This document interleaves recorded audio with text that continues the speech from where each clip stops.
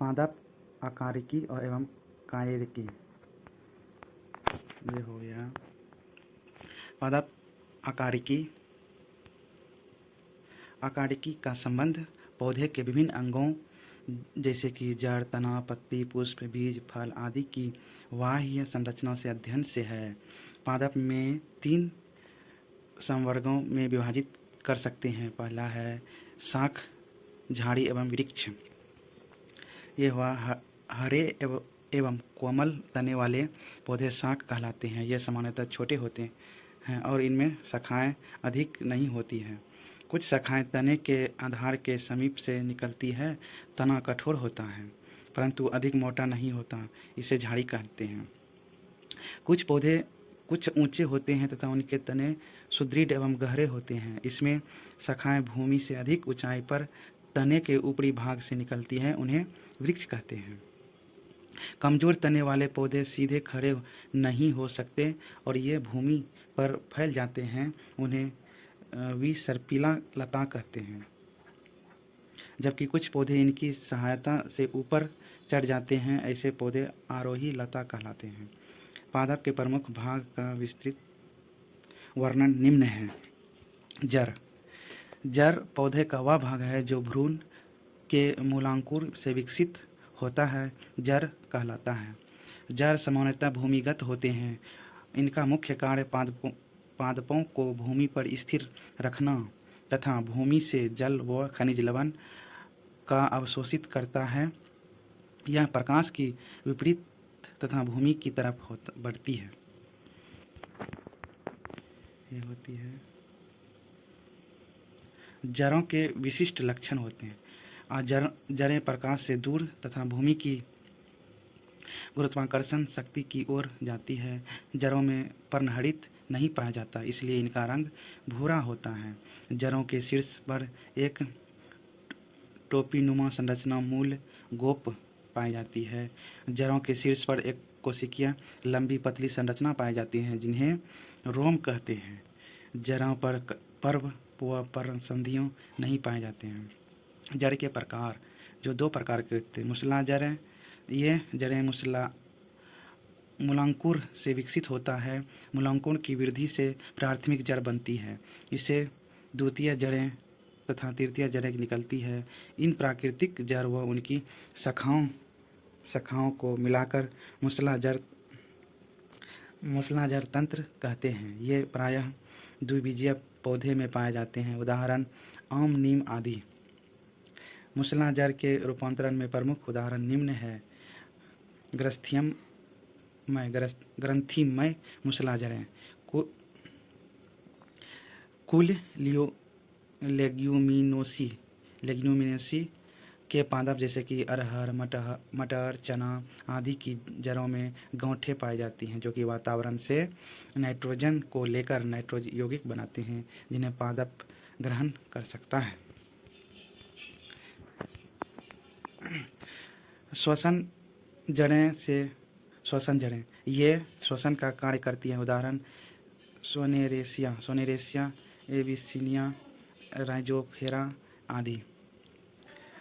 संग्राहक जड़ें। कई पादपों में मूसला जड़ें भोजन संचय के कारण रूपांतरित हो जाती है, जो निम्न प्रकार के होते हैं। तुकुरूप उदाहरण मूली होता है। तुर्कुरूप शंकु रूप उदाहरण गाजर होता है। कुंभी रूप उदाहरण शलजम होता है, चुकंदर होता है। कंदिल माने मिराबिलिस ये पौधा का नाम होगा। उपास्थीय जड़ें। दूसरा है अपस्थानिक जड़ें। ये मूलांकुर से नहीं बनती है, ये पौधे की शाखा तथा पत्तियों से निकलती है। इस प्रकार की जड़ें के बहुत को रेशेदार जड़ तंत्र कहते हैं। ये प्रायः एक बीजपत्री पौधे में पाई जाती हैं, उदाहरण गेहूँ, चावल आदि। अपस्थानिक जड़ के रूपांतरण। अपस्थानिक जड़ें भोजन पदार्थ के संग्रह, सहारा देने तथा विभिन्न जैविक कार्यों के लिए रूपांतरित होता है। कंदील जड़ें भोजन पर्याप्त पदार्थ के एकत्रित होने से ये फूलकर अनियमित आकार की हो जाती है। उदाहरण शकरकंद। स्तंभ जड़ें। इस प्रकार की जड़ें प्रायः तने तथा उनकी शाखाओं से निकली है और तनों की सहारा देता है। उदाहरण बरगद। और स्तंभ या जटा जड़ें पादप को सहारा प्रदान करती है। उदाहरण मकान, मक्का, गन्ना, प्लांटेशन आदि। आरोही जड़ें। ये जड़ें सहारा प्रदान करने वाले पादपों में अत्यधिक रूप में धंस जाते हैं। उदाहरण पान आदि। यह हैं जड़ों के कार्य। यह पादप को यांत्रिक सहारा देता है। यह पादपों की स्थिरता बनाए रखती है। ये मृदा से जल तथा खनिज लवण को अवशोषित करती है। ये जल तथा खनिज लवण को परिवहन करती हैं। कुछ जड़ें भोजन संचित करने का भी कार्य करती हैं। तना। दूसरा है तना। तना पौधे का आरोही भाग है जो प्रांकुर से विकसित होता है। तने पर शाखाएं, पत्ती व फूल उत्पन्न होते हैं। तने की सतह पर बहुकोशिकीय रोम पाए जाते हैं। तनों के विशिष्ट लक्षण। तने प्रकाश की ओर तथा भूमि से दूर जाते हैं। तने पर कलिकाएं, उदाहरण आलू, पाए जाते हैं।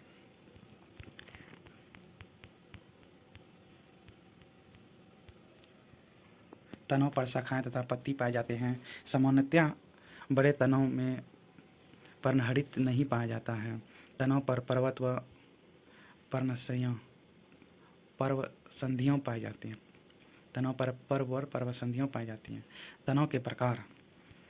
तने मिट्टी में स्थान के आधार पर निम्न प्रकार के होते हैं।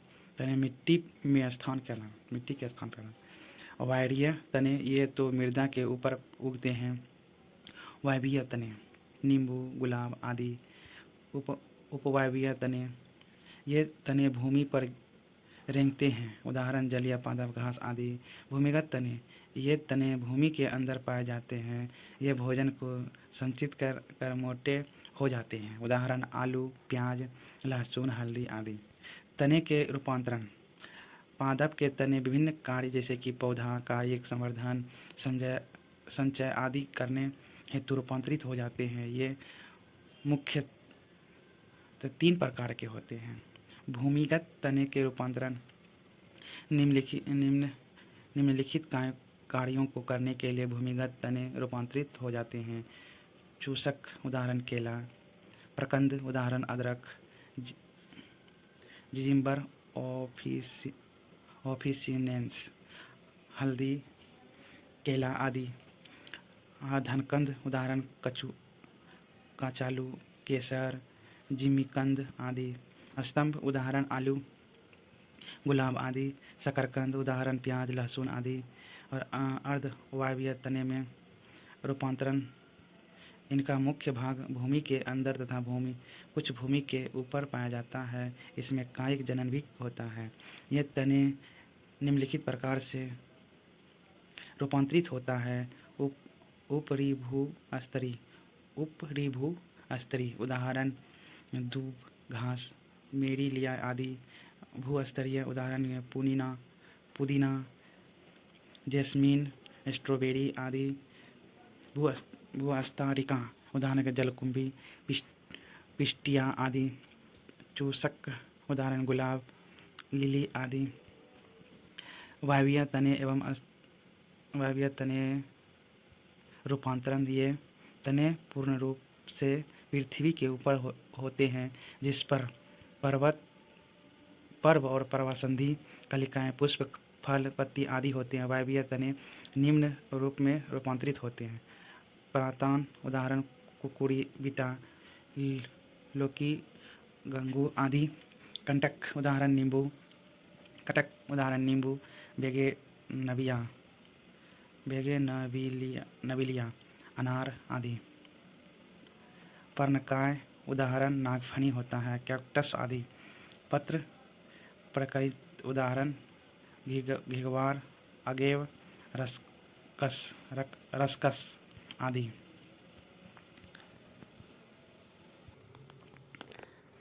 तने के कार्य, ये पत्ती तक जल व खनिज लवण पहुँचाने में सहायता करते हैं।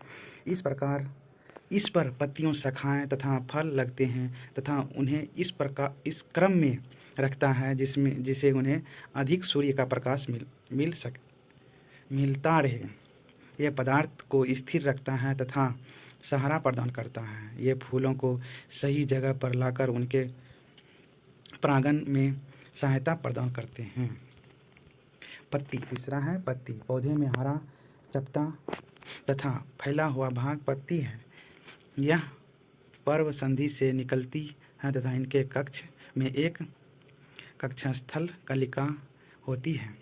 पत्ती में प्रकाश संश्लेषण होता है तथा इनकी उत्पत्ति वायजनिक होता है। रूपांतरण, पत्तियों की रूपांतरण, ये निम्नलिखित रूप से रूपांतरित हो जाता है। कटकियाँ, इसमें पर्णकलक कांटेदार होता है। उदाहरण घिग्वार, बारबेगी, पीली कटेती, अनानास और प्रातानी। इसमें पर्णफलक का शीर्ष पतान में परिवर्तन हो जाता है। ये किसी भी सहारे पर चढ़ने में पौधे को सहायता प्रदान देता है। उदाहरण ग्लोरियोसा, मटर, दालें। हुकदार पत्ती, ये अंतिम छोर पर उपस्थित पत्ती होता है जिसमें कि 3 घुमावदार संरचनाएं होती है, जिसमें से हुक की भांति कार्य करता है। उदाहरण डोकोसाथा आदि। पर्णभ, ये कम जीवित रहने वाले पत्तियों का चपटा है। हरा पर्णवृत्त होता है जो कि प्रकाश संश्लेषण करने के लिए रूपांतरित होता है। उदाहरण अकेसिका, मिलेनो स्काइलान। घटपर्णी, इसमें पर्णघाट चपटा तथा फलक घटक का आकार लेता है। इनके ऊपर ढक्कन होता है। इनके अंदर पाचन रस होता है जो अंदर आए कीटों को पचा लेता है। और नेपेंथिस, उदाहरण नेपेंथिस होता है। पत्तियों के कार्य, यह पत्तियों में प्रकाश संश्लेषण करने का मुख्य भाग है। पत्तियों का रंध्र पाए जाते जिन्हें वाष्पोत्सर्जन तथा गैसों का आदान प्रदान होता है। वाष्पोत्सर्जन द्वारा पौधों में तापमान अनुकूलन बना रहता है। पत्ती अक्षीय व सहायक कलिकाओं से सुरक्षा प्रदान करती है। कुछ पत्तियां भोजन संचय प्याज में करती है। वे वृद्धि, प्रजनन एवं परागण में भी सहायता करता है। चौथा है पुष्प। यह एक विशेष प्रकार का संघनन प्रो है जिनकी पत्तियों पुष्प बनाने हेतु रूपांतरण होकर विशेष प्रकार के पत्तियों का रूप धारण कर लेता है, जिन्हें पुष्पपत्र कहते हैं। सामान्यतः पुष्प के 4 भाग होते हैं: बाह्य दलपुंज, पुमंग तथा जायांग।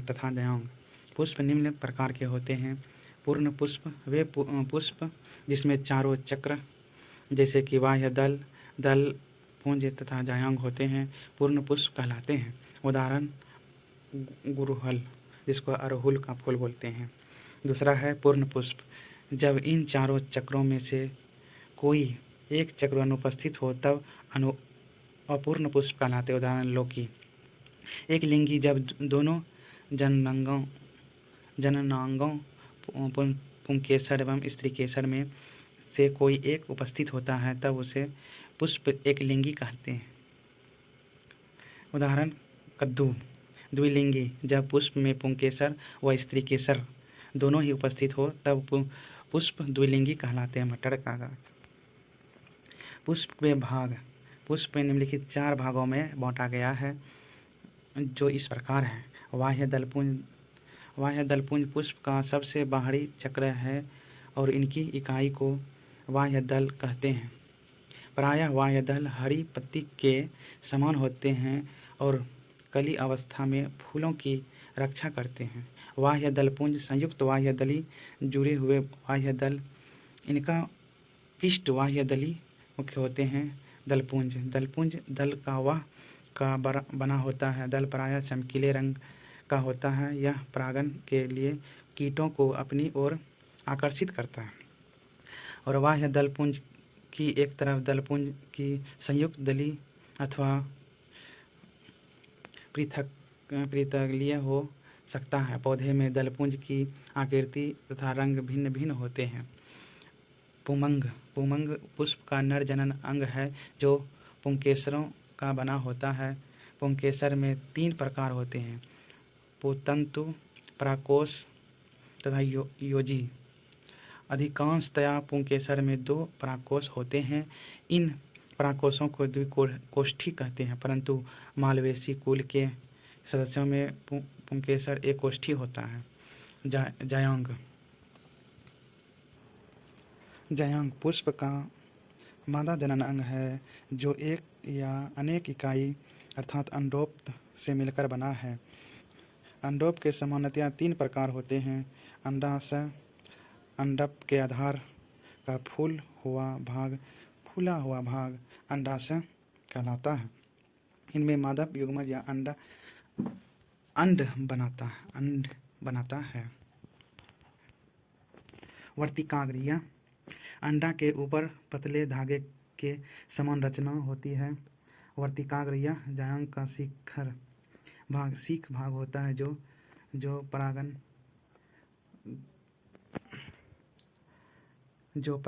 परागकण ग्रहण करता है और घास में वर्तिकार पंख में समान होता है। पुष्प में देख लीजिए, ये ऊपर वाला जो भाग है वर्तिकाग्र है, ये डंठल में वर्तिका है। ये स्त्री केसर का भाग हुआ। अंडाशय, पुंकेसर का 2 परागकोष और तनु, ये सब पुरुष केसर जिसको बोलते हैं। बीजांड, बाह्यदल, ये सब।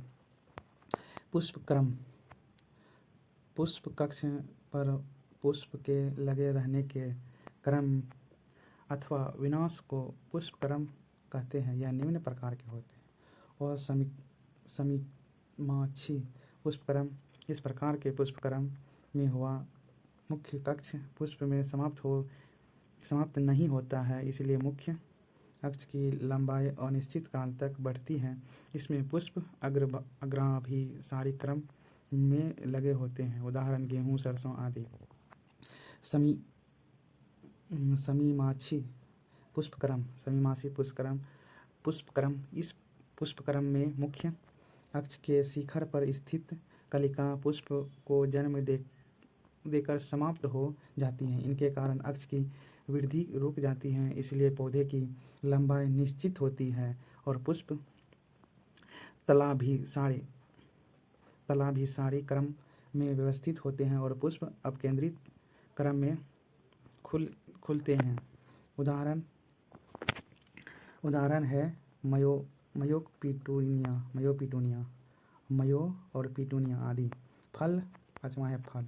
निषेचन के पश्चात अंडाशय फल में परिवर्तन होता है, अर्थात परिपक्व अंडाशय को फल कहते हैं। जब फल केवल अंडाशय से विकसित होता है तो उसे सत्य फल कहते हैं, जैसे कि आम आदि।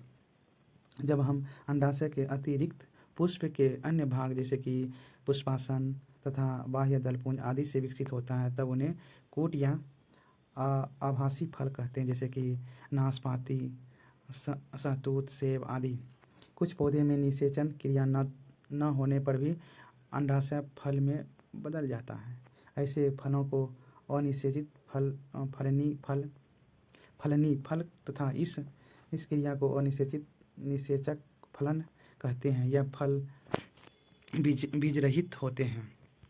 बीज सीड एक परिपक्व निषेचन बीजांड है जिनके अंदर भ्रूण अवस्था में छोटे पादप संचित भोज्य पदार्थ एवं रक्षा कवच पाए जाते हैं। एक प्रारूप बीज निम्नलिखित में से दो भाग पाए जाते हैं। बीज आवरण बीज का बाह्य आवरण या कवच बनाता है जो बीज के अध्यावरणों के सूचना से विकसित होता है। बीज में यह 2 परतों में बना सकते हैं। बाहरी परत को बाह्य कवच या बीज चोल कहा जाता है तथा भीतरी परत को अंतःचोल प्रवार कहा जाता है। प्रत्येक बीज अंडाशय भित्ति के साथ एक छोटे वृत्त में जुड़ा रहता है, जिसे बीजांड वृत्त भी कहते हैं।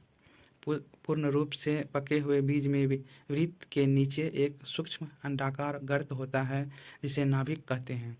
बीज में नाभिक के समीप एक छिद्र स्थित होता है, जिसमें अंडस द्वारा या बीजांड द्वारा कहा जाता है। बीजांड द्वारा से होकर ही जल बीज के अंदर प्रवेश करता है।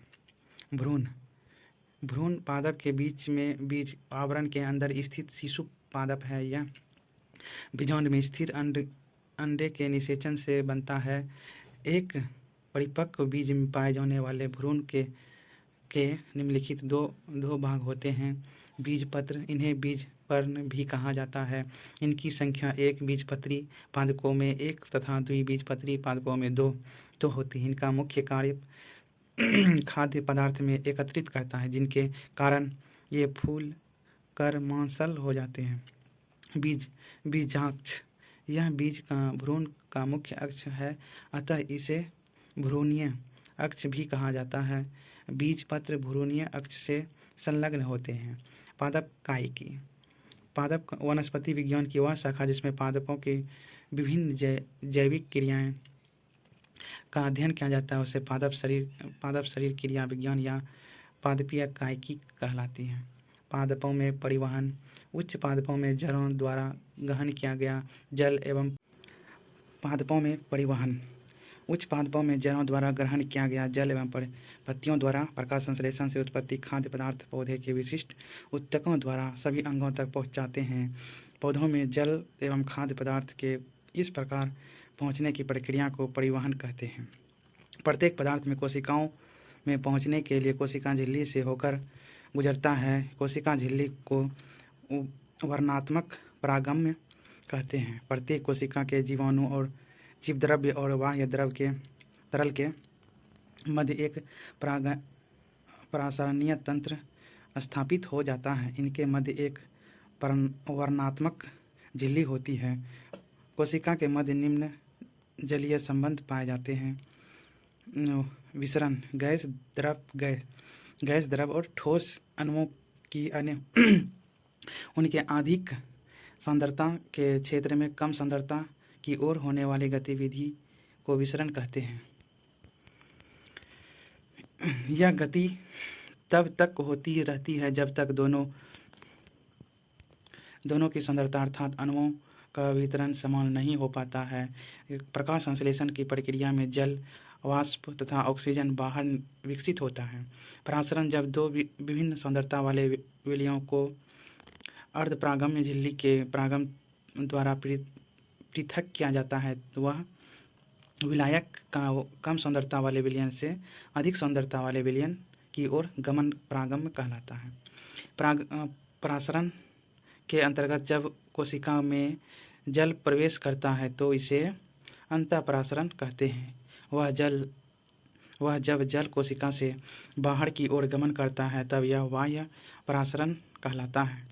जीव द्रव्यकुंचन, बाह्य परासरण किनके फलस्वरूप जल के अणु रिक्ति रस से बाहर की ओर गति करते हैं, जिनके परिणाम स्वरूप जीवद्रव्य कोशिका भित्ति से हटकर संकुचित हो जाता है। इस घटना को जीव द्रव्यकुंचन कहते हैं। कोशिका की वह अवस्था सलथन कहलाते हैं।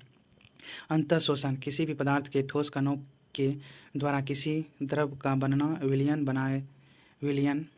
बनाए और अवशोषण करने की अंतःशोषण कहलाते हैं। अंतःशोषण बीज के अंकुरण के समय व जड़ों द्वारा जल अवशोषण के समय ही प्रारंभिक अवस्था है। जल का परिवहन, पादप द्वारा जल का अवशोषण करते हैं तथा इन्हें एक विशिष्ट तरीके से पादपों में अंत छोर तक परिवाहित करते हैं। जल में अवशोषित में अविकसित परासरण तथा विभव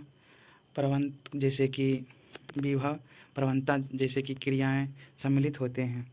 इन क्रियाओं द्वारा जल का छोटे छोटे स्थानों तक परिवहन होता है, जैसे तक कोशिका से दूसरी कोशिका तक, परंतु जल का लंबे पथ पर परिवहन एक संघनन क्रिया है, जिसमें कि जड़ दाब तथा वाष्पोत्सर्जन सिंचाई क्रियाएं होती हैं। वाष्पोत्सर्जन एवं बिंदु स्राव क्रियाओं द्वारा पादप के वायवीय भागों से जल की हानि होती है और वाष्पोत्सर्जन पादप अवयवों अवशोषित किए हुए जल का 5 से 10 ही उपयोग होता है तथा अवशेषित कुल जल का लगभग 90 से 95 भाग वाष्पोत्सर्जन द्वारा निष्कासित हो जाता है। वाष्पोत्सर्जन पादपों को वायवीय भागों द्वारा जल का वाष्प के रूप में उड़ जाता है और अत्यधिक जल की मात्रा पत्तियों की सतह पर उपस्थित रंध्रों द्वारा वाष्प के रूप में निष्कासित हो जाते हैं और पादपों द्वारा यह जल को मृदा से जड़ों तथा जड़ों से पौधे के ऊपरी भागों तक पहुंचाने में सहायता करता है। रंध्र में CO2 तथा O2 का भी आदान प्रदान होता है। बिंदु स्राव कुछ शाकीय पादपों में पत्तियों के किनारे पर सिराओं के छोर पर कुछ द्रव भी बूंदें निकल जाती हैं। यह उस परिस्थिति में होता है जब पौधे की जड़ें द्वारा जल का सक्रिय अवशोषण हो रहा है परंतु वाष्पोत्सर्जन कम अथवा बिल्कुल ना हो। जब मृदा में अवशोषण जल की मात्रा अधिक हो परंतु वाष्पोत्सर्जन कम हो रहा हो तो धनात्मक जड़ दाब के कारण जल का बिंदुओं के रूप में स्राव होता है।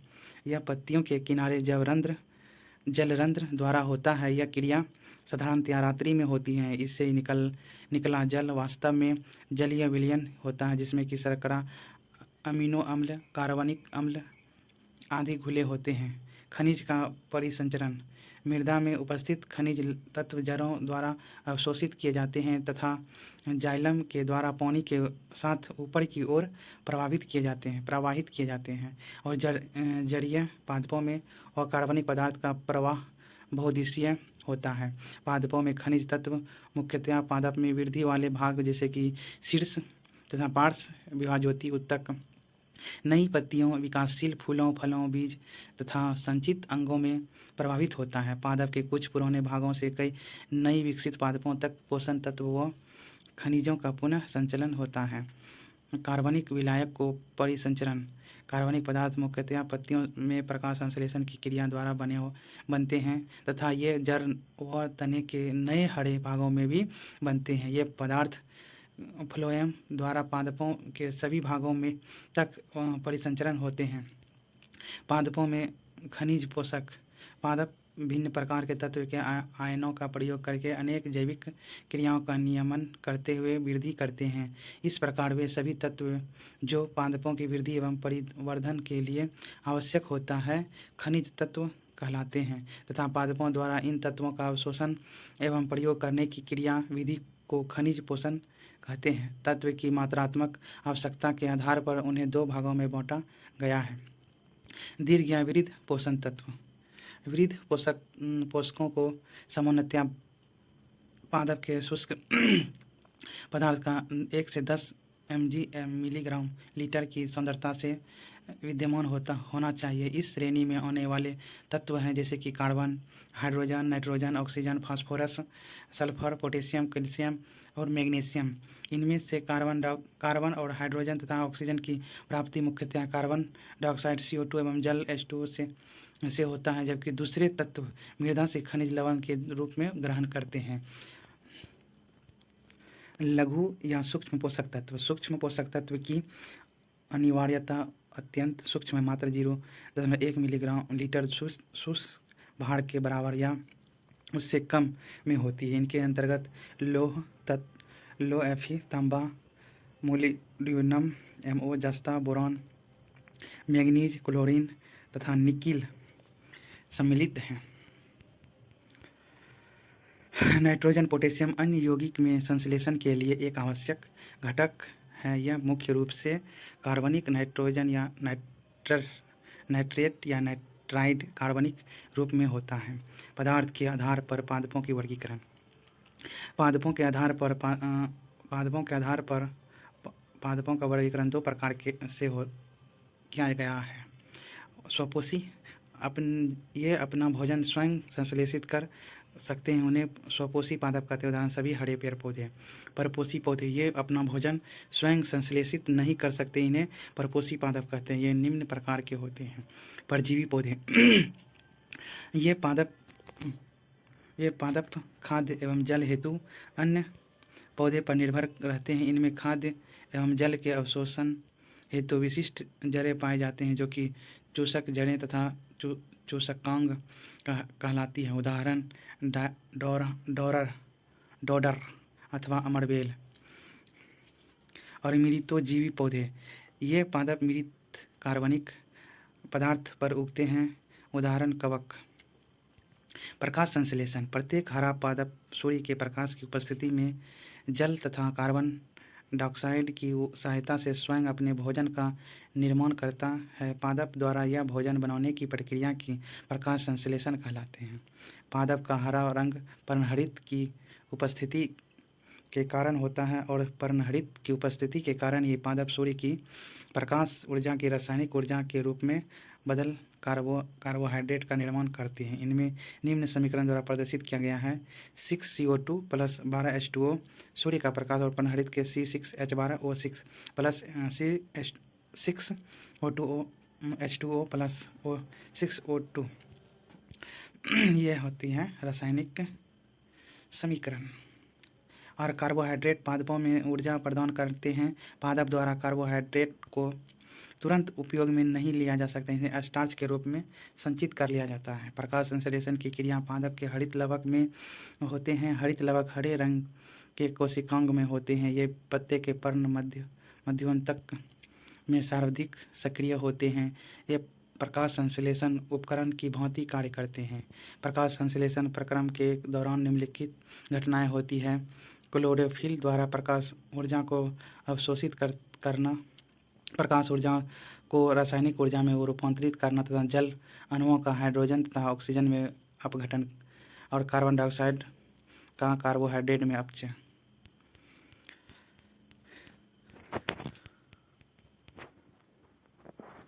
पादप में कुछ अन्य संरचनाएं भी उपस्थित होते हैं, जैसे कि रंध्र, पत्ती की सतह पर उपस्थित सूक्ष्म छिद्र, जो कि प्रकाश संश्लेषण के दौरान गैसीय विनिमय में भाग लेते हैं, लेकिन यह बड़ी मात्रा में जल की हानि के लिए भी जिम्मेदार होते हैं। प्रकाश संश्लेषण के लिए कार्बन डाइऑक्साइड की आवश्यकता न होने पर यह छिद्र बंद हो जाते हैं। रक्षक कोशिका स्वयं के बीच के आकार की होती है, जो रंध्र को खोलने का कार्य करती है। रक्षक कोशिका का प्रत्येक युग्म रंध्र के खुलने को नियंत्रित करता है, और इस प्रकार पत्ती के अंदर और बाहर गैस का विसरण और जल वाष्प के निकलने की दर नियंत्रित किया जाता है। पादपों में श्वसन, जीवित कोशिका में होने वाले उन सभी एंजाइम अभिक्रियाओं को श्वसन कहते हैं, जिसमें ऑक्सीजन की उपस्थिति या अनुपस्थिति में कार्बनिक पदार्थ का ऑक्सीकरण होता है तथा ऊर्जा मुक्त होती है। जंतुओं व मनुष्यों में श्वसन के लिए विशेष अंग पाए जाते हैं, परंतु पादपों में श्वसन के लिए कोई विशेष अंग नहीं पाए जाते हैं। इनमें रंध्रों द्वारा ऑक्सीजन युक्त वायु प्रवेश करते हैं, जो पादपों के सभी भागों में पहुंचकर भोजन के ऑक्सीकरण अर्थात कोशिकीय श्वसन में भाग लेते हैं। ऑक्सीजन की आवश्यकता के अनुसार श्वसन दो प्रकार के होते हैं, वायवीय व ऑक्सीकरण श्वसन। यह आणविक ऑक्सीजन की उपस्थिति में होता है। इसे निम्न समीकरण द्वारा दर्शाया जाता है। C6H12O ये 6O2 एंजाइम के द्वारा C6CO2 प्लस 6O2 प्लस में है 38 ATM का या 637 कैलोरी ऊर्जा। वायवीय या अनऑक्सिक श्वसन, यह ऑक्सीजन की उपस्थिति में होता है। इस क्रिया के किण्वन भी कहते हैं। इसे निम्न समीकरण द्वारा दर्शाया जाता है। C6H12O6 C2H5OH plus CO2 plus 59 calorie ऊर्जा। अत्यधिक व्यायाम करने के बाद पेशियों में ऐंठन होता है, क्योंकि पेशियों अवायवीय रूप से श्वसन करती हैं। इस प्रकार में ग्लूकोज के आंशिक विखंडन में लैक्टिक अम्ल कार्बन डाइऑक्साइड बनते हैं। लैक्टिक अम्ल का संचय पेशी में ऐंठन उत्पन्न करता है, और गर्म पानी से स्नान करने अथवा शरीर की मालिश करवाने पर हमें ऐंठन से आराम मिलता है। गर्म जल से स्नान अथवा शरीर की मालिश करने से रक्त का संचरण बढ़ जाता है। इनके परिणाम स्वरूप पेशी कोशिका में ऑक्सीजन की आपूर्ति बढ़ जाती है। ऑक्सीजन की आपूर्ति बढ़ जाने से लैक्टिक अम्ल का कार्बन डाइऑक्साइड और जल में पूर्ण विखंडन हो जाता है।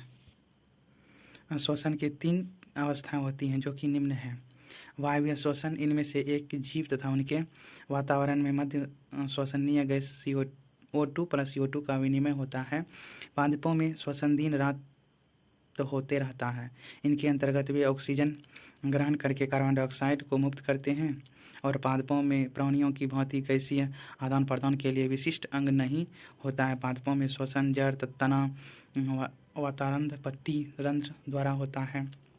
आंतरिक या उत्तक श्वसन, इनमें से उत्तक तथा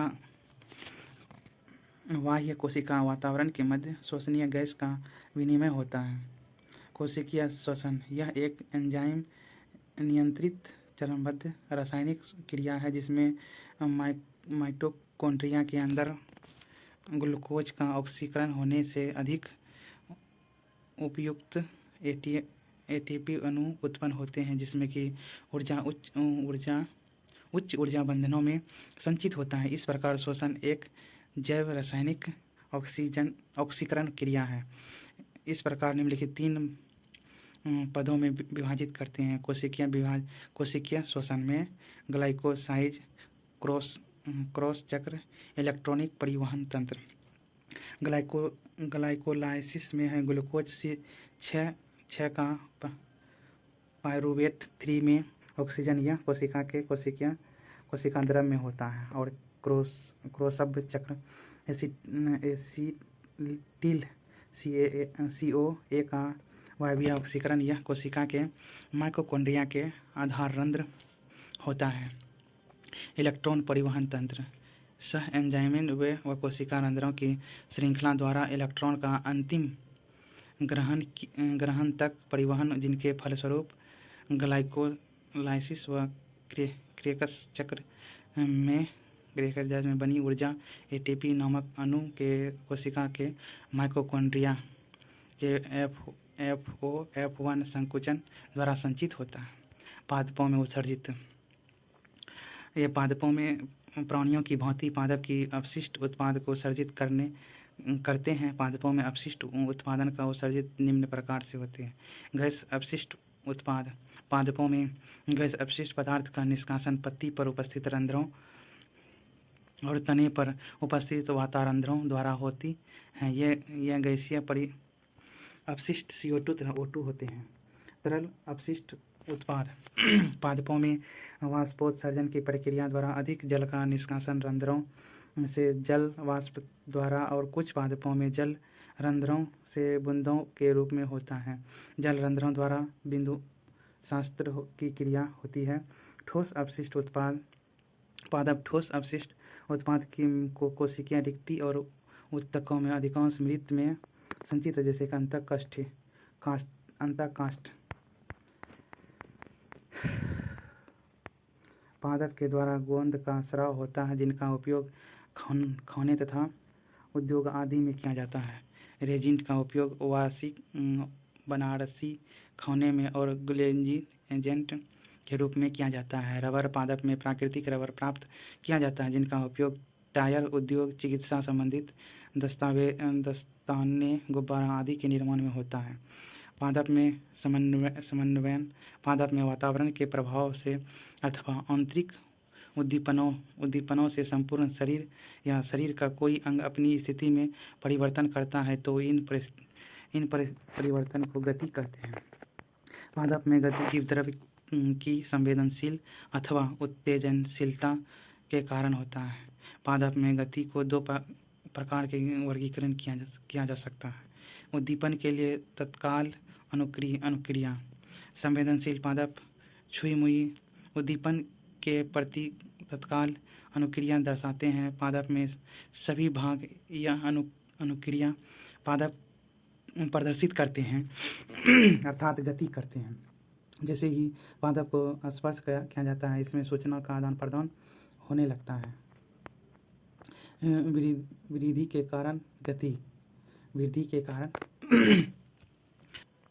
वृद्धि के कारण गति पादप वृद्धि करते हुए किसी विशेष उद्दीपन के प्रति अनुक्रिया दर्शाते हैं। जब पादप में गति प्रदर्शित होती है तो वृद्धि दिशात्मक होती है। कुछ पादप जैसे कि मटर, कद्दू और खीरा अन्य पादपों के सहारे से या प्रतान के माध्यम से ऊपर चढ़ते हैं अर्थात आगे बढ़ते हैं। ये प्रतान स्पर्श के प्रति संवेदनशील होते हैं। इस प्रकार पादप धीरे धीरे एक निश्चित दिशा में गति करके उद्दीपन के प्रति अनुक्रिया दर्शाते हैं। इनके अंतर्गत 2 प्रकार की गति प्रदर्शित करता है। अनुवर्तीय गति पौधे के किसी भाग में एक पशुवर्षी दिशा में प्रभावित उद्दीपन के कारण होती है और उद्दीपन हुई प्रक्रिया जैसे कि पौधे के विभिन्न भागों में असमान रूप से वृद्धि होकर उसमें वक्रता आ सकती है। इन गति में अनुक्रिया की दिशा उद्दीपन की स्थिति दिशा पर निर्भर करती है। उद्दीपन के आधार पर गति निम्न प्रकार के होते हैं। प्रकाशानुवर्त गति उद्दीपन प्रकाश, गुरुत्वानुवर्ती गति उद्दीपन गुरुत्वाकर्षण, जलानुवर्ती गति उद्दीपन जल और रसायनुवर्ती गति उद्दीपन रसायन। अनुकुंचन गति इस प्रकार की गति में पादप को उद्दीपन किसी भी ओर से मिले गति एक पूर्व निश्चित दिशा में होंगी अर्थात उद्दीपन का प्रभाव गति की दिशा पर नहीं पड़ता। इस प्रकार की गति के प्रकार निम्न है। प्रकाशानुकुंचनी गति उद्दीपन प्रकाश और परस्परानुकुंचनी गति उद्दीपन कीट का और तापानुकुंचनी गति ताप से और कंपनानुकुंचनी स्पर्श। पादपों में हार्मोन नल समन्वय पादप हार्मोन जंतुओं की भांति पादप में भी पादप तंत्र की कार्य प्रणाली के उचित समन्वय व रासायनिक पदार्थ के परिवहन के लिए रासायनिक हार्मोन की आवश्यकता होती है। हार्मोन शब्द का प्रयोग सर्वप्रथम अर्नस्ट स्टिरलिंग ने वर्ष 1905 में किया था। वे विशेष प्रकार के जटिल कार्बनिक रासायनिक पदार्थों की पदार्थ में वृद्धि तथा विकास को नियंत्रित करते हैं पादप हार्मोन कहलाते हैं। पादप हार्मोन का वर्गीकरण पादप हार्मोन के वर्गीकरण को मुख्यतः 2 समूहों में बांटा जा सकता है। वृद्धि प्रवर्धक हार्मोन पादप अथवा उनके विभिन्न अंगों में वृद्धि को प्रेरित करते हैं जैसे ऑक्सिन, जिबरेलिन, साइटोकाइनिन आदि। कुछ महत्वपूर्ण वृद्धि प्रवर्धक हार्मोन निम्न है। ऑक्सिन की खोज वेंट नामक वैज्ञानिक ने किया है। उदाहरण ILL इंडोर एसिटिक अम्ल, IBA इंडोर ब्यूटायरिक अम्ल, 2,4-डाइक्लोरोफिनॉक्सिन एसिड अम्ल आदि। ऑक्सिन के कार्य निम्नलिखित हैं। शीर्ष प्रमुखता ऑक्सिन शीर्ष कालिक में उपस्थित होता है तथा उनको वृद्धि के लिए प्रेरित करता है। इसे शीर्ष परमाणुकता कहते हैं क्योंकि इनमें कारण पार्श्व कलिकाओं की वृद्धि नहीं हो पाती है परंतु शीर्ष कलिका को काट देने पर पार्श्व कक्षीय कलिकाओं में वृद्धि होने लगती है। कोशिका दीर्घ कारण प्रोहर्क में ऑक्सिन की अधिक सांद्रता कोशिका का दीर्घ कारीन करती होती है। विगलन का रुकन ऑक्सीजन की सांद्रता कम हो जाने पर विगलन परम बन जाने से पत्तियों, फूल, फल गिरने लगता है और 2,4-D, IBA, NAA आदि ऑक्सीजन का छिड़काव करने से विगलन रुक जाता है। प्रसुप्ति ऑक्सीन का प्रयोग करके कलिकाओं, बीज व कंदन को सुप्त किया जा सकता है, जिसमें कि उन्हें अधिक समय तक शीत भंडार करने में रखा जा सकता है।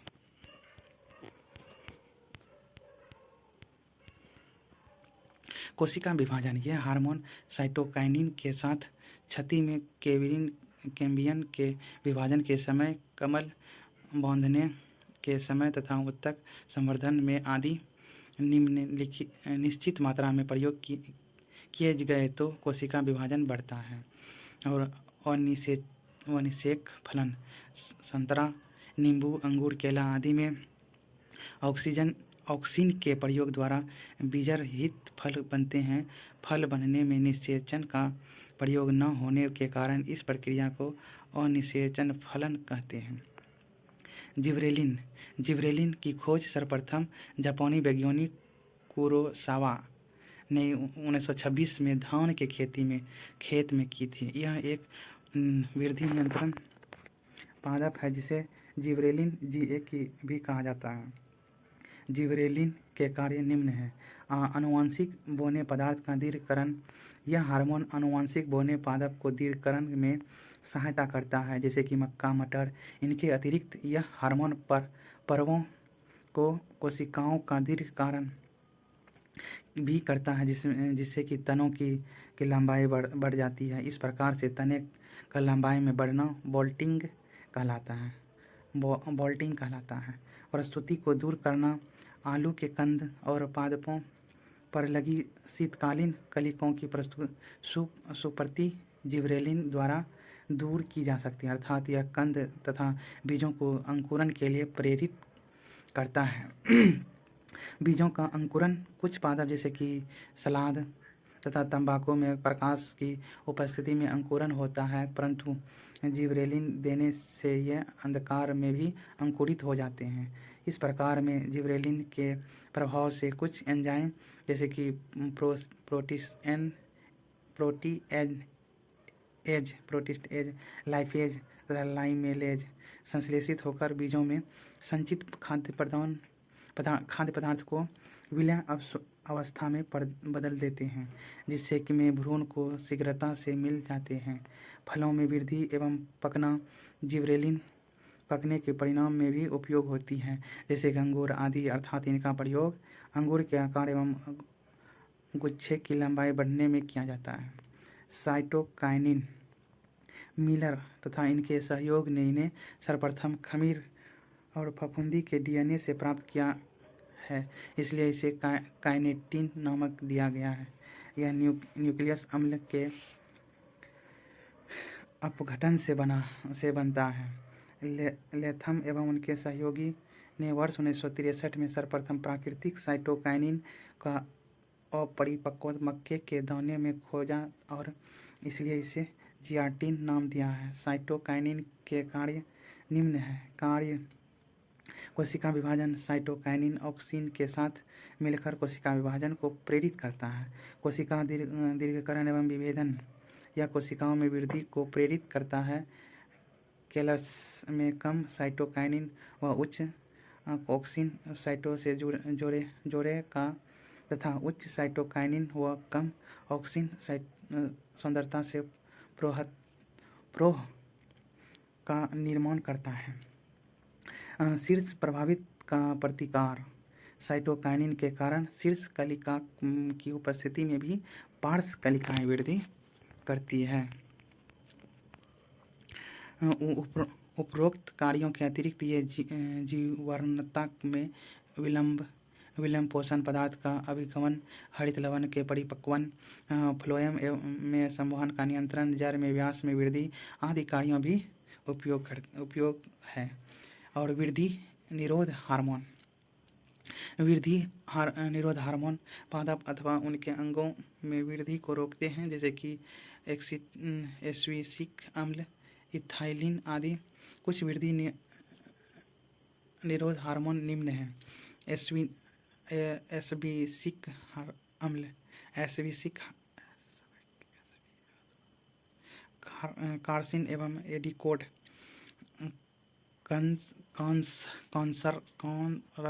कॉनरस एवं एडिकोट।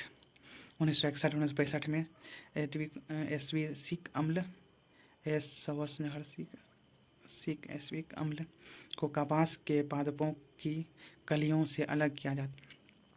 निम्न एस्विक अम्ल के कार्य निम्न हैं: जीवाणुता एवं विलयन। एसिटिक अम्ल पत्तियों में विलगत तथा जीवाणुता उत्पन्न करता है, अर्थात इनके छड़वाव से पत्तियां शीघ्र गिर जाती हैं। कलिका प्रस्तुति। एसिटिक अम्ल एक वृद्धि संदमक के रूप में कार्य करता है तथा अनेक पादपों में कलिकाओं को प्रस्तुति के लिए प्रेरित करता है। पुष्पन।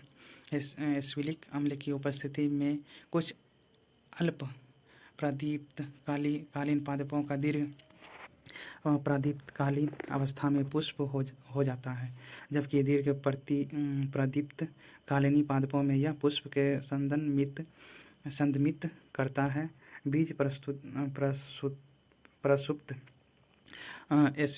एस्विसिक अम्ल परिपक्व भ्रूण की प्रसुप्त को नियंत्रित करता है तथा अनुकूल परिस्थितियां न मिलने तक यह भ्रूण की वृद्धि को सुशांत अवस्था में ही रोके रहता है। रंध्र को बंद करना। यह रंध्र के बंद होने की प्रक्रिया को प्रेरित करता है। इथाइलिन पादप जगत का गैसीय हार्मोन कहलाता है। वर्ग में इसे हार्मोन सिद्ध किया। इथाइलिन के कार्य निम्नलिखित हैं: फलों की वृद्धि एवं पकना। इथाइलिन फल वृद्धि तथा उनके पकने की प्रेरित करता है। इस हार्मोन का उपयोग सेब, केला, आम आदि को कृत्रिम रूप से पकाने के लिए किया जाता है। अनुप्रस्थ वृद्धि। यह हार्मोन पादपों की अनुलंबन वृद्धि को संदर्भित करता है। क्रिया अनुप्रस्थ वृद्धि को उद्दीपित करता है। विगलन। इथाइलिन पत्तियों, फूल तथा फलों में विलयन क्षेत्र के निर्मित को उद्दीपित करता है। जड़ प्रारंभ। कम सांद्रता में इथाइलिन जड़ प्रारंभ, कमल में जड़ उत्प्रेरण, पार्श्व जड़ों तथा मूल रोग की वृद्धि आदि को प्रेरित करता है। पुष्पन। ऑक्सीजन की भांति यह पुष्प पादपों में पुष्पन को कम करता है, परंतु अनानास में पुष्पन को प्रेरित करता है।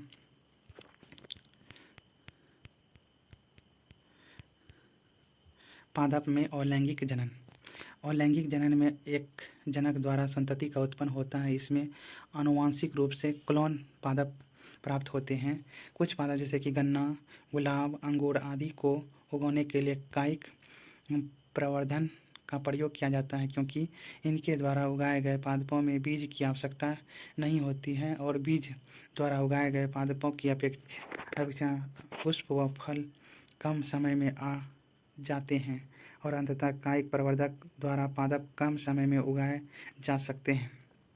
यह पद्धति उन पादपों जैसे कि केला, संतरा, चमेली आदि को उगाने के लिए भी उपयोगी है, जो कि बीज उत्पन्न करने की क्षमता खो चुके हैं।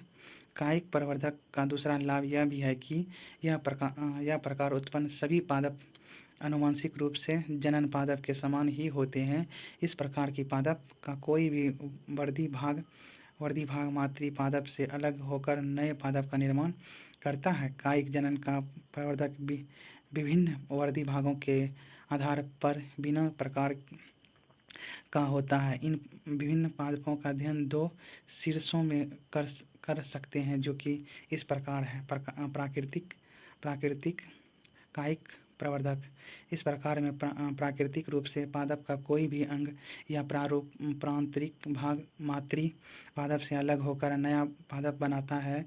यह अनुकूलम परिस्थिति से संपन्न होता है। कायिक अंगों से जनन के आधार पर प्राकृतिक कायिक जनन को निम्नलिखित भागों में बांटा गया है: जड़ें द्वारा उदाहरण शकरकंद, शतावरी, पोदीना आदि।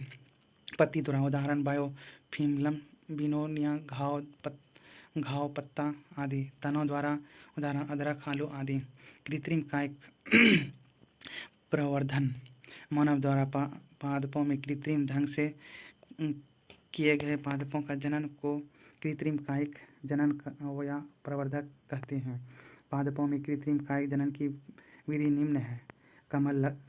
कलम लगाना। इस विधि में अच्छे विकास परिपक्व पौधे के शाखाओं को काटकर भूमि में दबा दिया जाता है। इन शाखाओं पर कुछ कक्ष कलिका का होना आवश्यक है और शाखा के भूमिगत भाग की पर्व संधि से अपस्थानिक जड़ें निकल जाती हैं। इनका कक्ष स्थल कलिकाएं वृद्धि करके एक नए पादप का निर्माण करती है। उदाहरण गुलाब, गन्ना, गुड़हल आदि। दाव लगाना वह पादप जिनकी शाखाएं कठोर होती हैं सरलता से कलम के रूप में प्रवर्धक नहीं हो पाती हैं, इसीलिए उसे उपरोक्त पादपों में पादप की शाखाओं के कुछ भाग को छीलकर शाखा के भूमि में दबा देते हैं और कुछ समय पश्चात मृदा में दबे हुए भागों से अपस्थानिक जड़ें निकल जाती है। अब इस प्रकार में शाखा को जनन पादप में काटकर अलग करके इसे मिट्टी में रोप देते हैं। उदाहरण नींबू, चमेली, अंगूर।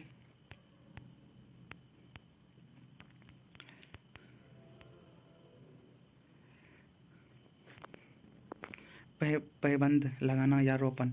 इनमें निम्न औषधि जाति के तने को तिरछा काट लिया जाता है, इसमें स्कंद कहते हैं, तथा उच्च किस्म की जाति के पादप की एक शाखा कमल श्यान को इसी प्रकार तिरछी काटकर मिलाकर इनके साथ जोड़ दिया जाता है। इनके पश्चात इसे पूर्ण संरचना को रस्सी, कपड़े आदि से बांध दिया जाता है।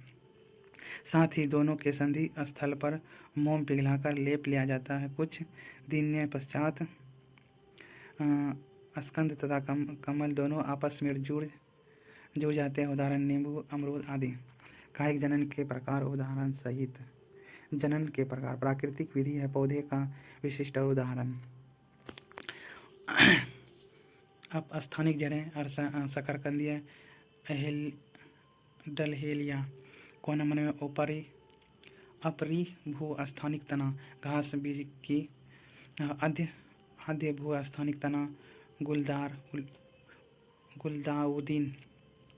शकरकंद तथा प्याज तना, प्याज का कंदन तथा आलू कैन, प्रकंद तना, अदरक, अवस्थानिक पर्णकुलन, बायोफिल्म। और कृत्रिम विधि कमल, गुलाब, मिनी प्लास्ट, दाव कमल, मेघलाड़, जमनी अंगूर, रोपन, नींबू जात आम, गुलदारी, एरल पेसल। उत्तक संवर्धक। पादप उत्तक व अंगों में प्रयोगशाला में उचित संवर्धक माध्यम की उपस्थिति में अधिक संख्या में रोगहीन पादपों का विकास करना उत्तक संवर्धक कहलाता है। इस तकनीक का अंतःपात्र सूक्ष्म प्रवर्धक भी कहते हैं, क्योंकि यह प्रयोगशाला में पात्र में ही होती है। तत्पश्चात विकसित नवपात्र को मृदा में व्यवस्थित कर दिया जाता है। इस विधि में जिस पादप के उत्तक को संवर्धित करता है उस पादप की कोशिका को पोषक माध्यम में रख दिया जाता है। इस संवर्धन माध्यम से अकार्बनिक लवण, कुछ विटामिन्स तथा वृद्धि नियंत्रक पादप हार्मोन साइटोकाइनिन मिलते हैं। उत्तक की कोशिकाएं अनियमित रूप से विभाजन कर कैलस का निर्माण करती हैं। कैलस की कोशिकाएं कलिकाओं का निर्माण करती हैं, जो कि वृद्धि करके नए पदार्थ का निर्माण करती है। यह तकनीक सजावटी पादप जैसे कि कार्निसन और ऑर्किड, डलहेलिया आदि के उत्पाद हेतु अधिक प्रयोग की जाती है। उत्तक संवर्धक तकनीकी से निम्न लाभ है। इसमें रोगहीन वातावरण में एक जनक द्वारा अत्यधिक मात्रा में पादप विकसित किए जाते हैं। इस विधि द्वारा पादपों को विभिन्न रोगों से बचाया जा सकता है। इस विधि द्वारा सजावट योग्य पदार्थ की शीघ्र विकास संभव है। इस विधि के वातावरण का पादप वृद्धि पर कोई प्रभाव नहीं पड़ता है।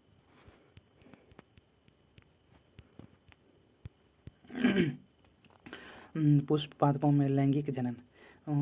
उच्च पादपों पे आवृत्तीय बीज में लैंगिक जनन की प्रक्रिया के लिए विशेष संरचनाएं पाई जाती है जिसे पुष्प कहते हैं। जब पुष्प में पुंकेसर अथवा स्त्री केसर में से कोई एक जननांग उपस्थित होता है तो पुष्प एक लिंगी कहलाते हैं। उदाहरण पपीता, तरबूज। जब पुष्प में पुंकेसर एवं स्त्री केसर दोनों उपस्थित होते हैं तो उन्हें उभयलिंगी पुष्प कहते हैं। उदाहरण अड़हुल, सरसों। इन पुष्पों के विशेष अंगों में जनन कोशिकाएं पाई जाती है। इसमें युग्मक बनाते हैं। पादप में होने वाले लैंगिक जनन के 4 चरण निम्न हैं। युग्मक जनन अर्धसूत्री विभाजन द्वारा अगुणित युग्म का निर्माण युग्मनज कहलाता है। नए कोशिकाएं या परागन के परिणाम को लघु बीजाणु जनन कहते हैं, जबकि अंड कोशिका के निर्माण को गुरुबीजाणु जनन कहते हैं। और इसमें मुख्यतः 2 प्रकार के होते हैं। नर युग्म कोदोभिद अथवा परागकण का बनना। पुंकेसर पर प्रायः 2 परागकोश उपस्थित है। इनके 2 परागकोशों में परागकणों का निर्माण विशेष लघु बीजाणु मातृ कोशिका से होता है। यह अर्धसूत्री कोशिका विभाजन के रूप में एक साथ 4 कोशिकाओं का निर्माण करती है। 4 कोशिकाओं का यह समूह चतुर्थ कहलाते हैं तथा चतुर्थक की परिकोप कोशिका के लघु बीज बनती हैं जो बाद में परागन में बदल जाती हैं। परागन कण परागकोश में बिखरते हैं और परागन की लघु बीज वास्तविकता में पादप का नर युग्मनज होता है और यह 2 आवरणों से ढकी हुई एक कोशिका समृद्ध संरचना है और परागकोश में ही इनका एकमात्र केंद्रक साधारण विभाजन द्वारा विभाजित होकर एक नलिका केंद्र एवं दूसरा जनन केंद्र बनता है। और जनन केंद्र और उनके चारों ओर के जीवद्रव्य को जनन कोशिका कहते हैं। परागकण में जनन कोशिका एवं नलिका केंद्र के बाहर उपस्थित 2 आवरण निम्न प्रकार हैं। बाह्य चोल यह अत्यंत कठोर, खुरदुरा एवं क्यूटिन युक्त स्प्रोलिंगिक नामक पदार्थ का बना हुआ आवरण है। सभी परागन कणों में बाह्य चोल में एक या एक से अधिक जनन प्रदान करते हैं, जिससे कि परागन के पश्चात परागन में नली बाहर निकलती है। अंतःचोल यह बाह्य चोल के अंदर जीवद्रव्य एवं केंद्र अर्थात जनन कोशिका के बाहर अत्यंत पतली भित्ति सुदृढ़ आवरण होता है जो कि पराग नलिका बनाने के लिए उत्तरदायी होता है। और मादा युग्म जनन और मादा युग्म को भिद का बनना। पुष्प के स्त्री केसर में अंडाशय नामक भाग होता है। इनके धारित्य भाग में अंडाज बीजांड अपराध नामक संरचना से लगे होते हैं। बीजांड के अंदर उपस्थित भ्रूणकोश नामक संरचना को मादा युग्मोदिक भिद की संज्ञा दी जाती है। और गुरुबीजाणु मातृ कोशिका में अर्धसूत्री विभाजन द्वारा 4 अगुणित गुरुबीजाणु कोशिका बनती हैं। इसमें से सबसे नीचे कोशिका आकार में बड़ी होकर सक्रिय गुरुबीजाणु कोशिका बनती है। विशेष 3 कोशिकाएं नष्ट हो जाती हैं। यह प्रक्रिया गुरुबीज कोशिकाएं परिवर्धन के उपरांत भ्रूणकोश का मादा युग्म को भिद का निर्माण करती है।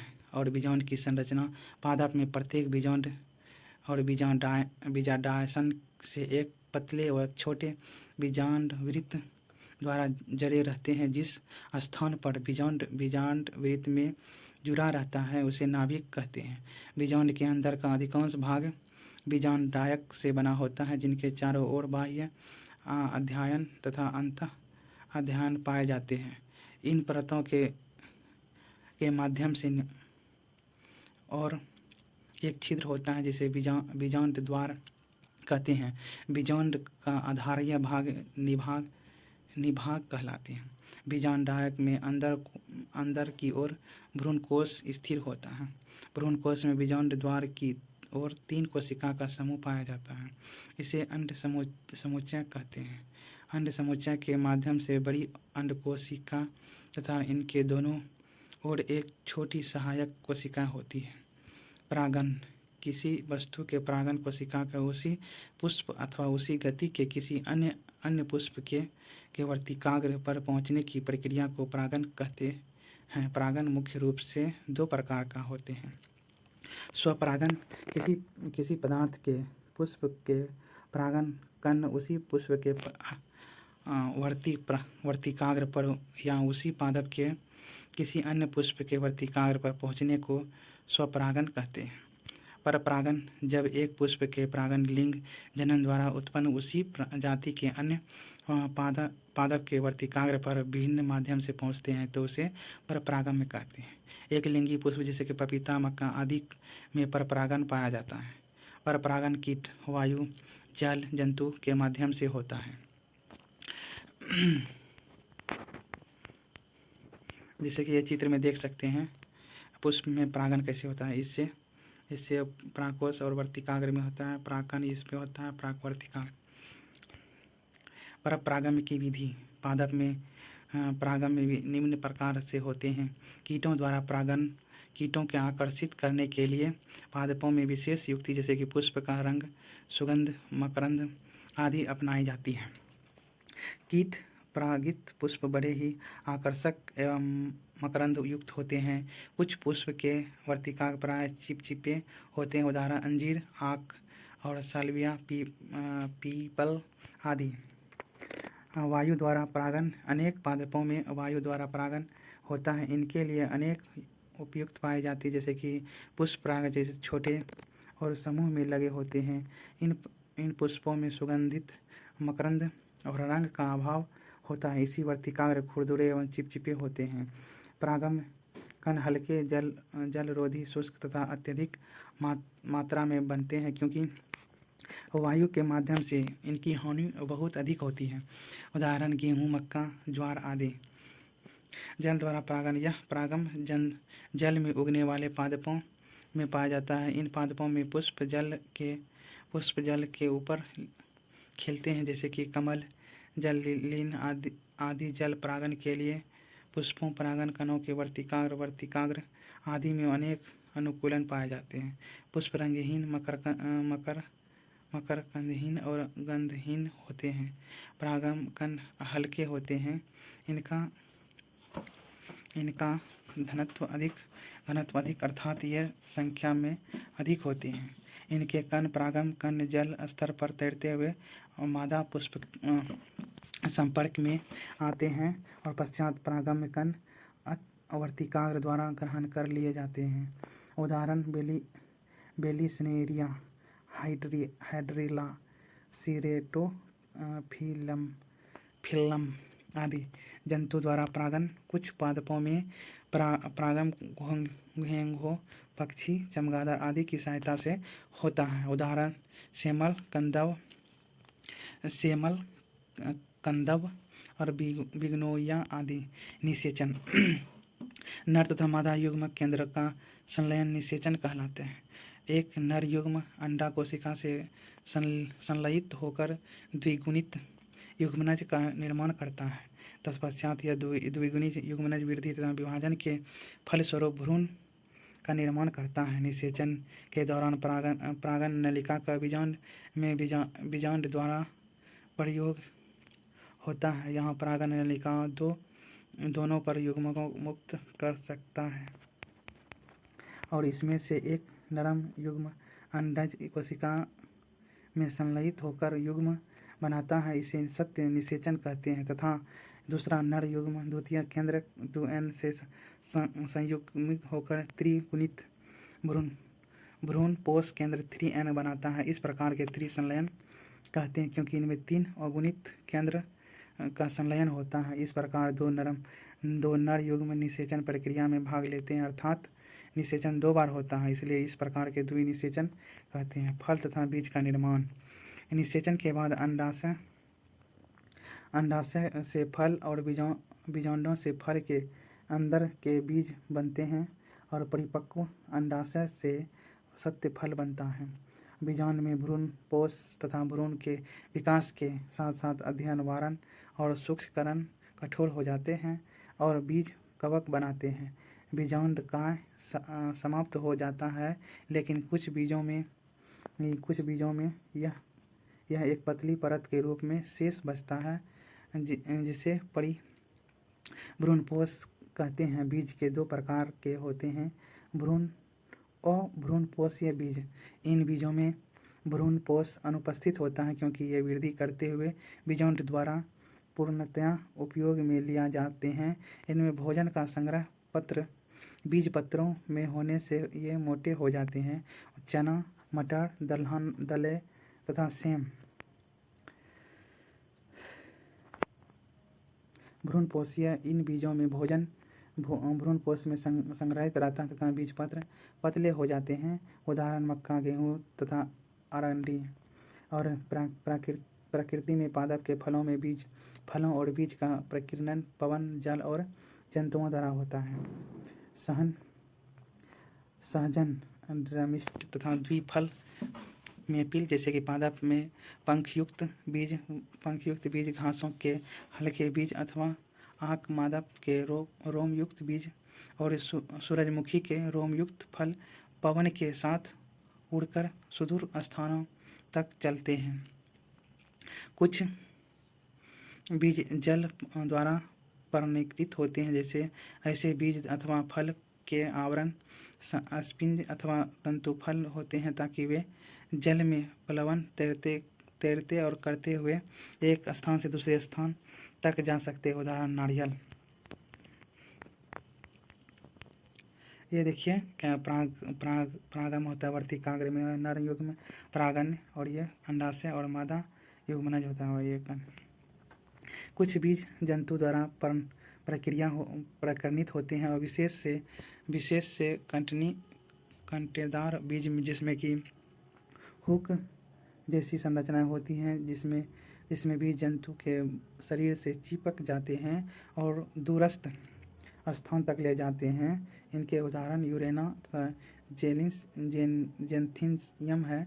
कुछ पौधे के फल झटके के साथ फट जाते हैं, जिसमें उनके अंदर स्थित बीज प्रकीर्णित हो जाते हैं। बीज जनन पादप से दूर जाकर गिरते हैं। एरंड और वात्सम के पादप में ऐसा होता है। और बीज पत्र संरचना प्रांकुर और नवभुज और तना में है अंकुरन। वो ये सब अतिरिक्त तथ्य देखो। तमिलनाडु बोर्ड प्रकाश संश्लेषण की प्रक्रिया को प्रकाशित अभिक्रिया थाईलैंड में होती है और प्रकाशित अभिक्रिया डार्क अभिक्रिया के केल्विन चक्र में, जो कि हरित लवक के स्ट्रोम में होता है। केल्विन अमेरिका जैव रासायनिक ने प्रकाश संश्लेषण के लिए एक रासायनिक पथ की खोज की थी। इस चक्र में केल्विन चक्र नाम दिया गया है। और भारत रत्न सम्मानित भारतीय वैज्ञानिक सन ARM हाइड्रोजन ईंधन नवीकरणीय ऊर्जा का उत्थान करने के लिए कृत्रिम प्रकाश संश्लेषण तकनीकी पर काम कर रहे हैं। और श्वसन भागफल युक्त कुछ कार्बन डाइऑक्साइड का आयतन और उपभोग की गई ऑक्सीजन की आयतन का अनुपात है। इससे इस प्रकार लिखा जाता है, श्वसन भाग मुक्त हुई कार्बन डाइऑक्साइड का आयतन बटा उपयोग की गई कार्बन डाइऑक्साइड